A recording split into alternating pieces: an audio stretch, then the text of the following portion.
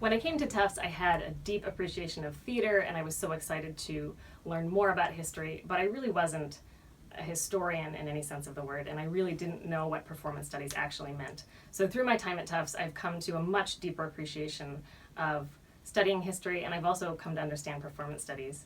And I've also come to understand the importance of asking the question why your work matters. I think perhaps that's the biggest thing I've gotten out of my work here, is learning how to ask those questions, not just about my scholarship, but about my teaching and about the theater that I make. My first real experience of archival research, Professor Heather Nathans as well as Professor Barbara Grossman has incorporated into their classes going to the various archives that are available in Boston through the Boston Public Library, the Harvard Theater Collection, etc., and asking us as students to engage with history, with theater history, to become theater historiographers by going, grabbing the boxes, blowing off the dust, and handling the materials, creating a tactile experience with the long genealogies of performance and theater that we are now studying in more contemporary contexts. And one of the great things about this program is that it gave me a really broad sense of ways to approach this and different possibilities for my career outside of being a scholar, an academic. I started taking classes from professors who were working on like adaptation and cultural Latinx, African American performance and history of directing and all these things from very diverse background. And it gave me such a deeper understanding of what theater means to people and how it functions for oppressed communities, and ways in which to really approach my dissertation that I hadn't at all thought about when I originally came into this program. But it wasn't until I came to Tufts that I really started to learn and understand and get a really full grounding in how theater, culture, history, and theory all sort of come together and are very intertwined, and how you can't really separate out the theatrical from what's happening in the world at the time of its creation. But almost immediately, the program started stretching me in directions and in ways that I didn't anticipate, and took me a lot deeper and in a lot of directions that I hadn't frankly considered before I started. So I think part of what the program is particularly good at is pushing you not only in terms of looking at historiography and in how different sort of historical moments are conceptualized, but also in terms of thinking about how we can use the tools of theater to analyze culture and to find cultural traces in performance, whether that's theatrical or paratheatrical or extra-theatrical. Before I came to Tufts, there was a lot that I was interested in, and there was a lot that I wanted to explore, but I couldn't always find an inroad.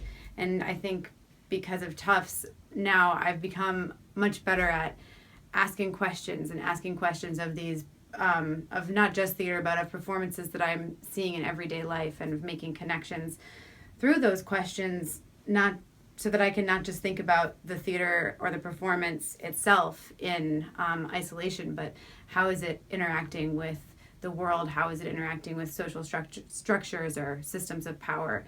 That was something that I don't think that I would have been able to do without my Tufts education.